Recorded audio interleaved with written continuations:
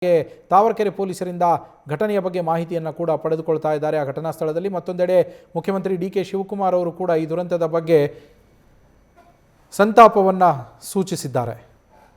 ನಮ್ಮ ಪ್ರತಿನಿಧಿ ಶಿವಕುಮಾರ್ ಘಟನಾ ಸ್ಥಳದಿಂದ ಲೈವ್ನಲ್ಲಿ ಜಾಯಿನ್ ಆಗಿದ್ದಾರೆ.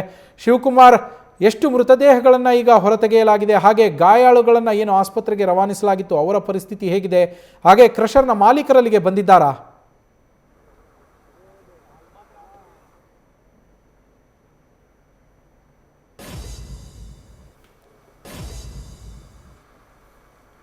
ನವೀನ್, ಈಗ ಆಲ್ರೆಡಿ ಕಾವೇರಿ ಕ್ರಷರ್ನ ಮಾಲೀಕರಾದಂಥ ಉದಯ್ ಶಂಕರ್ ಅವರಿಂದ ಮಾಹಿತಿ ಪಡ್ಕೊಳ್ಳುವಂಥ ಕೆಲಸವನ್ನು ತಾವರೆಕೆರೆ ಪೊಲೀಸರು ಮಾಡ್ತಿರುವಂಥದ್ದು. ಸದ್ಯ ನಾನಿರುವಂಥ ಭಾಗ ಕಾವೇರಿ ಕ್ರಷರ್ಗೆ ಸೇರಿದಂಥ ಭಾಗ.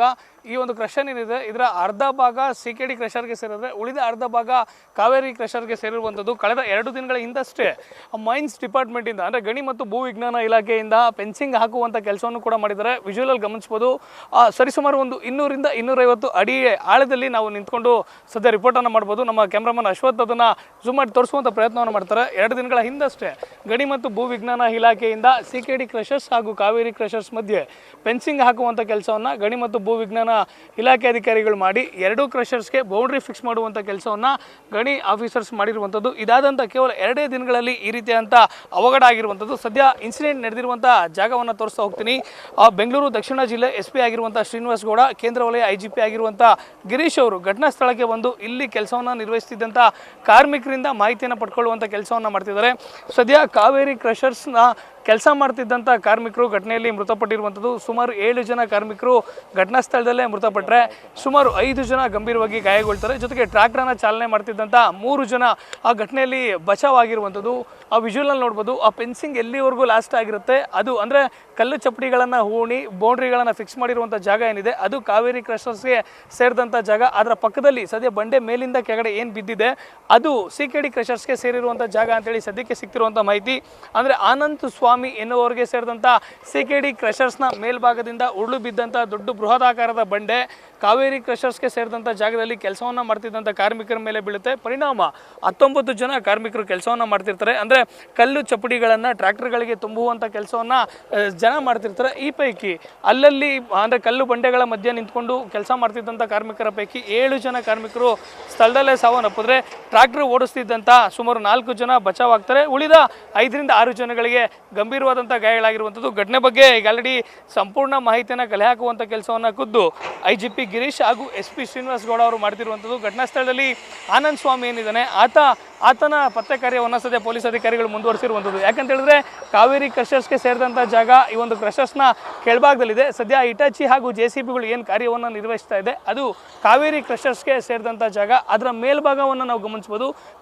ಸದ್ಯ JCB ಹಾಗೂ ಇಟಾಚಿ ಕೆಲಸವನ್ನು ಏನು ಮಾಡ್ತಾ ಇದೆ ಅದರ ಮೇಲ್ಭಾಗದ ಜಾಗ ಏನಿದೆ ಅದು CKD ಕ್ರಷರ್ಸ್ಗೆ ಸೇರಿದಂಥ ಜಾಗ. ಅಂದರೆ ಇಡೀ ಪ್ರದೇಶವನ್ನು ನಾವು ಗಮನಿಸ್ತಾ ಹೋದರೆ ಇಡೀ ಪ್ರದೇಶದಲ್ಲಿ ಅರ್ಧ ಭಾಗ ಕಾವೇರಿ ಕ್ರಷರ್ಸ್ಗೆ ಸೇರಿದ್ರೆ ಉಳಿದ ಅರ್ಧ ಭಾಗ CKD ಕ್ರಷರ್ಸ್ಗೆ ಸೇರಿರುವಂಥದ್ದು.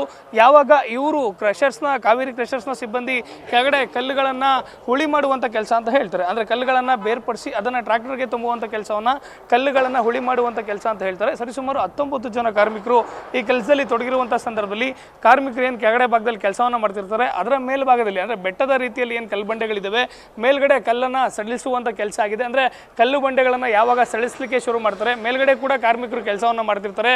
ಮೇಲ್ಗಡೆ ಕೆಲಸ ಮಾಡ್ತಿದ್ದು CKD ಕ್ರಷರ್ಸ್ ಸೇರಿದಂಥ ಕಾರ್ಮಿಕರು, ಕೆಳಗಡೆ ಸಾವನ್ನಪ್ಪಿರುವಂಥದ್ದು ಕಾವೇರಿ ಕ್ರಷರ್ಸ್ಗೆ ಸೇರಿದಂಥ ಕಾರ್ಮಿಕರು. ಯಾವಾಗ ಮೇಲ್ಗಡೆ CKD ಕ್ರಷರ್ಸ್ನ ಕಾರ್ಮಿಕರು ಕಲ್ಲು ಬಂಡೆಗಳನ್ನು ಜರುಗಿಸ್ತಾರೆ ಪರಿಣಾಮವಾಗಿ ದೊಡ್ಡ ಪ್ರಮಾಣದ ಕಲ್ಲು ಬಂಡೆಗಳು ಒಂದಲ್ಲ ಎರಡಲ್ಲ ಸುಮಾರು 3-4 ಕಲ್ಲು ಬಂಡೆಗಳು ಏಕಾಏಕಿ ಸುಮಾರು 100ರಿಂದ 150 ಅಡಿ ಆಳದಷ್ಟು ಕೆಳಗಡೆ ಬಿದ್ದಿರುವಂಥದ್ದು. ಪರಿಣಾಮ 7 ಜನ ಕಾರ್ಮಿಕರು ಸ್ಥಳದಲ್ಲೇ ಸಾವನ್ನಪ್ಪಿರುವಂಥ 7 ಜನರ ಪೈಕಿ ಆಲ್ರೆಡಿ 5 ಮೃತದೇಹಗಳನ್ನು ಪತ್ತೆ ಹಚ್ಚುವಂಥ ಕಾರ್ಯವನ್ನು ಆಲ್ರೆಡಿ ಪೊಲೀಸ್ ಅಧಿಕಾರಿಗಳು ಮಾಡಿರುವಂಥದ್ದು. ಜೊತೆಗೆ ಸ್ಥಳದಲ್ಲೇ NDRF ಸಿಬ್ಬಂದಿ ಕೂಡ ಬೀಡು ಬಿಟ್ಟಿರುವಂಥದ್ದು. ಅಗ್ನಿಶಾಮಕ ದಳ ಸಿಬ್ಬಂದಿ ಕೂಡ ಘಟನಾ ಸ್ಥಳದಲ್ಲಿ ಬೀಡು ಬಿಟ್ಟಿರುವಂಥದ್ದು. ಸದ್ಯ ಯಾದಗಿರಿ ಮೂಲದ ರಾಮನಾಯ್ಕ್ ಸೇರಿದಂತೆ ಬಿಹಾರದ 6 ಜನ ಸೇರಿದಂತೆ ಒಟ್ಟು 7 ಜನ ಘಟನೆಯಲ್ಲಿ ಸಾವನ್ನಪ್ಪಿರುವಂಥದ್ದು.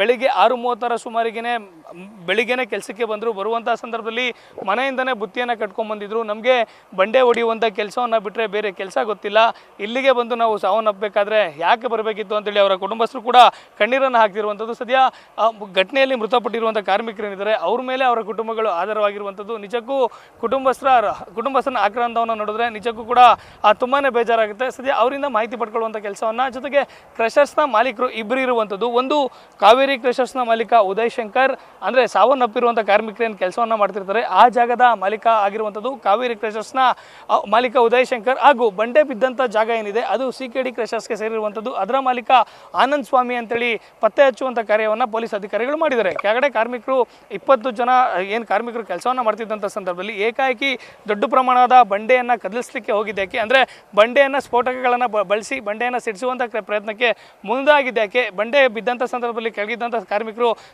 ಸಾವನ್ನಪ್ಪುವಂಥ ಸಾಧ್ಯತೆಗಳಿರುತ್ತೆ ಅಂತೇಳಿ ಅವರಿಗೆ ಗೊತ್ತಿರಲಿಲ್ವಾ?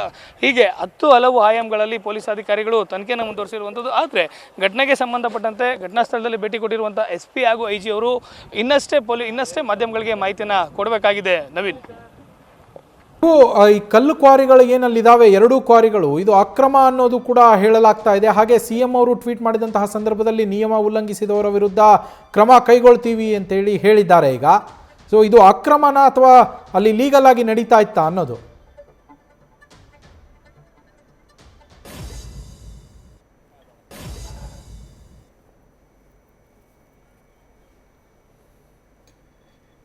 ಸ್ಪಷ್ಟತೆ ಇಲ್ಲ. ಅಂದರೆ ಲೈಸೆನ್ಸ್ ತೊಗೊಂಡು ಮಾಡ್ತಿದ್ದಾರಾ ಇಲ್ವಾ ಅನ್ನೋದ್ರ ಬಗ್ಗೆ, ಯಾಕಂದರೆ ಈ ಬಗ್ಗೆ ಸದ್ಯಕ್ಕೆ ಮಾಹಿತಿ ಕೊಡಬೇಕಂತ ಪೊಲೀಸ್ ಅಧಿಕಾರಿಗಳಾಗಿರ್ಬೋದು, ಜೊತೆಗೆ ಕ್ರಷರ್ಸ್ನ ಮಾಲೀಕ ಆಗಿರ್ಬೋದು. ಕ್ರಷರ್ಸ್ನ ಮಾಲೀಕ ಸದ್ಯ ಘಟನಾ ಸ್ಥಳದಲ್ಲಿ ಇಲ್ಲ. ಆದರೆ ಪೊಲೀಸ್ ಅಧಿಕಾರಿಗಳು ಸದ್ಯಕ್ಕೆ ಮೃತಪಟ್ಟವರನ್ನು ರೆಸ್ಕ್ಯೂ ಮಾಡುವಂಥ ಕೆಲಸವನ್ನು ಮಾಡ್ತಿದ್ದಾರೆ ಒಂದು ಕಡೆ. ಆದರೆ ಮತ್ತೊಂದು ಕಡೆ ಪ್ರಮುಖವಾಗಿ ಇಲ್ಲಿ 2 ದಿನಗಳ ಹಿಂದಷ್ಟೇ ಫೆನ್ಸಿಂಗ್ ಹಾಕುವಂಥ ಕೆಲಸವನ್ನು ಗಣಿ ಮತ್ತು ಭೂ ವಿಜ್ಞಾನ ಇಲಾಖೆ ಅಧಿಕಾರಿಗಳು ಮಾಡಿದ್ದಾರೆ ಅನ್ನೋ ಮಾಹಿತಿ ಬರ್ತಿರುವಂಥದ್ದು. ಅಂದರೆ ಕಾವೇರಿ ಕ್ರಷರ್ಸ್ಗೆ ಸೇರಿದಂಥ ಜಾಗ ಹಾಗೂ CKD ಕ್ರಷರ್ಸ್ಗೆ ಸೇರಿದಂಥ ಜಾಗ ಏನಿದೆ ಅದನ್ನು ಗುರುತಿಸಿ ಅವರ ಬೌಂಡ್ರಿಯನ್ನು ಫಿಕ್ಸ್ ಮಾಡುವಂಥ ಕೆಲಸವನ್ನು ಗಣಿ ಮತ್ತು ಭೂ ವಿಜ್ಞಾನ ಇಲಾಖೆ ಅಧಿಕಾರಿಗಳು ಮಾಡಿದ್ದಾರೆ ಅನ್ನೋ ಮಾಹಿತಿ ಸದ್ಯಕ್ಕೆ ಸಿಗ್ತಿರುವಂಥದ್ದು. ಅಂದರೆ ಇಲ್ಲಿ ಒಂದು ಸ್ಪಷ್ಟ ಆಗುತ್ತೆ ನಮಗೆ, ಕಾವೇರಿ ಕ್ರಷರ್ಸ್ ಹಾಗೂ CKD ಕ್ರಷರ್ಸ್ ಏನಿದೆ ಈ 2 ಮಾಲೀಕರ ಮಧ್ಯೆ ಡಿಸ್ಪ್ಯೂಟ್ ಇರುವಂಥದ್ದು ಮೇಲ್ನೋಟಕ್ಕೆ ಸ್ಪಷ್ಟ ಆಗುತ್ತೆ.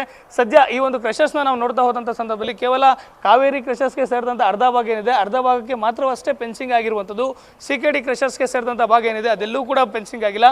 ಸದ್ಯ ಬಂಡೆ ಬಿದ್ದಿರುವಂಥದ್ದು ಕೂಡ CKD ಕ್ರಷರ್ಸ್ ಜಾಗಕ್ಕೆ ಸೇರಿದಂಥ ಕಡೆಯಿಂದಲೇ. ಹೀಗಾಗಿ ಸಾಕಷ್ಟು ಅನುಮಾನಗಳಿಗೂ ಕೂಡ ಕಾರಣ ಆಗ್ತಿದೆ. ಅಂದರೆ ಗಣಿ ಮತ್ತು ಭೂ ವಿಜ್ಞಾನ ಇಲಾಖೆ ಅಧಿಕಾರಿಗಳೇನಿರ್ತಾರೆ ಅವರ ಗಮನಕ್ಕೆ ಬಾರದೆ ಯಾವೂ ಕೂಡ ನಡೀಲಿಕ್ಕೆ ಸಾಧ್ಯ ಇಲ್ಲ. ಹೀಗಾಗಿ ಪೊಲೀಸ್ ಅಧಿಕಾರಿಗಳು ಪ್ರಕರಣದಲ್ಲಿ ಗಣಿ ಮತ್ತು ಭೂ ವಿಜ್ಞಾನ ಅಧಿಕಾರಿಗಳೇನಿದ್ದಾರೆ ಅವ್ರನ್ನೂ ಕೂಡ ವಿಚಾರಣೆ ಮಾಡಬೇಕಾಗುತ್ತೆ. ನವೀನ್, ಶಿವು, ಅಲ್ಲಿ ಸುರಕ್ಷತಾ ಕ್ರಮಗಳನ್ನು ಏನು ತೆಗೆದುಕೊಂಡಿರಲಿಲ್ವ? ಆಗಲೇ ಅಲ್ಲಿ ಯಾರೋ ಒಬ್ಬರು ಆರೋಪವನ್ನು ಕೂಡ ಮಾಡ್ತಾ ಇದ್ರು ನೀವು ಮಾತಾಡಿಸಿದಂತಹ ಸಂದರ್ಭದಲ್ಲಿ, ಇಲ್ಲಿ ಸೇಫ್ಟಿ ಮೆಷರ್ಸ್ ತೆಗೆದುಕೊಂಡಿಲ್ಲ ಅದಕ್ಕೋಸ್ಕರ ಹಿಂಗಾಯಿತು ಅಂತೇಳಿ. ಅಲ್ಲಿ ಯಾವುದೇ ರೀತಿಯ ಸೇಫ್ಟಿ ಮೆಷರ್ಸನ್ನು ಎಲ್ಲೂ ತೆಗೆದುಕೊಂಡೇ ಇಲ್ವಾ?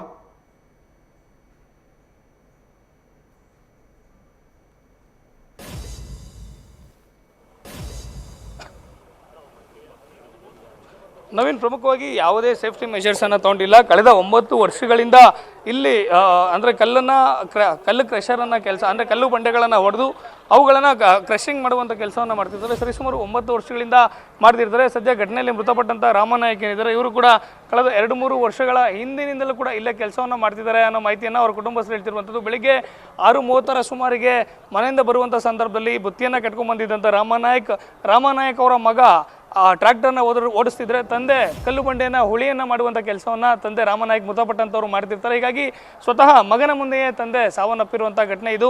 ಯಾವುದೇ ಸೇಫ್ಟಿ ಮೆಜರನ್ನು ತೊಗೊಂಡಿರೋದಿಲ್ಲ. ಅಂದರೆ ತಲೆಗೆ ಹೆಲ್ಮೆಟನ್ನು ಹಾಕುವಂಥದ್ದಾಗಿರ್ಬೋದು.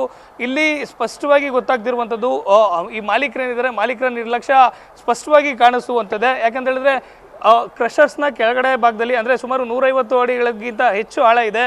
ಇಷ್ಟು ಕೆಳಗಡೆ ಸುಮಾರು 20 ಜನ ಕಾರ್ಮಿಕರು ಕೆಲಸ ಮಾಡ್ತಿದ್ದಂಥ ಸಂದರ್ಭದಲ್ಲಿ ಏಕಾಏಕಿ ಮೇಲ್ಗಡೆ ಇದ್ದಂಥ ದೊಡ್ಡ ಬಂಡೆಗಳನ್ನು ಕದಲಿಸುವಂಥ ಕೆಲಸ ಏಕೆ ಮಾಡಿದ್ರು? ಒಂದು ವೇಳೆ ಕಲ್ಲು ಬಂಡೆ ಜರುಗಿದಂಥ ಸಂದರ್ಭದಲ್ಲಿ ಕೆಳಗಡೆ ಬಿದ್ದರೆ ಸಾವನ್ನಪ್ಪುತ್ತೆ ಅನ್ನೋದು ಸ್ಪಷ್ಟವಾಗಿ ಗೊತ್ತಾಗುತ್ತೆ. ಹೀಗಾಗಿ ಮಾಲೀಕರ ನಿರ್ಲಕ್ಷ್ಯ ಇಲ್ಲಿ ಎದ್ದು ಕಾಣುತ್ತೆ ಒಂದು ಕಡೆ. ಆದರೆ ಮತ್ತೊಂದು ಕಡೆ ಸರಿಸುಮಾರು 100ರಿಂದ 150 ಅಡಿ ಆಳದಲ್ಲಿ ಇಳಿದು ಕೆಲಸವನ್ನು ಮಾಡುವಂಥ ಕಾರ್ಮಿಕರು ಏನಿದ್ದಾರೆ ಇವ್ರಿಗೆ ಯಾವುದೇ ಸೇಫ್ಟಿ ಮೆಷರ್ ಅಂತೂ ಖಂಡಿತ ಇರಲಿಲ್ಲ. ಯಾಕಂದರೆ ಘಟನೆ ಆದಂಥ ನಂತರದಲ್ಲಿ ಘಟನಾ ಸ್ಥಳಕ್ಕೆ ಆಂಬುಲೆನ್ಸ್ಗಳು ಬಂದಿರುವಂಥದ್ದೇ ಸರಿಸುಮಾರು 45ರಿಂದ 1 ನಿಮಿಷಗಳ ನಂತರ, 1 ಗಂಟೆಯ ನಂತರ. ಯಾಕಂತ ಹೇಳಿದ್ರೆ ಈ ಕ್ರಷರ್ ಈ ಭಾಗ ಏನಿದೆ ಈ ಜಾಗಕ್ಕೆ ಬರೋದಕ್ಕಿಂತ ಸರಿಸುಮಾರು 4ರಿಂದ 5 ಕಿಲೋಮೀಟರ್ ಜಾಗ ಏನಿದೆ ಸಂಪೂರ್ಣವಾಗಿ ಹಳ್ಳ ಗುಂಡಿಗಳಿಂದ ತುಂಬಿರುವಂಥ ಜಾಗ. ಹೀಗಾಗಿ ಯಾವುದೇ ಸೇಫ್ಟಿ ಮೆಜರ್ ಇಲ್ಲ ಅನ್ನೋದು ಮೇಲ್ನೋಟಕ್ಕೆ ಸ್ಪಷ್ಟ ಆಗ್ತಿರುವಂಥದ್ದು. ನವೀನ್, ಶಿವು, ಈ ಕಾವೇರಿ ಕ್ರಷರ್ನ ಮಾಲೀಕ ಉದಯ್ ಶಂಕರ್ ಅವರು ಅನ್ನೋದು ಗೊತ್ತಾಗಿದೆ. ಹಾಗೆ CKD ಕ್ರಷರ್ನ ಮಾಲೀಕ ಆನಂದ್ ಸ್ವಾಮಿ ಅಂತೇಳಿ, ಉದಯ್ ಶಂಕರ್ ಅವರು ಬೆಂಗಳೂರು ಮೂಲದವರು, ಅಲ್ಲಿಗೆ ಬಂದಿದ್ರು ಕೂಡ ಅಂತೇಳಿ. ಆನಂದ್ ಸ್ವಾಮಿ ಇನ್ನೂವರೆಗೂ ಬಂದಿಲ್ಲ, ಅವ್ರು ಎಲ್ಲಿದ್ದಾರೆ ಅನ್ನೋದ್ರ ಮಾಹಿತಿ ಇಲ್ಲ. ಅವರ ಹಿನ್ನೆಲೆಗಳು ಏನು ಅಂತೇಳಿ ಏನಾದರೂ ಗೊತ್ತಾಗಿದೆಯಾ ಶಿವು?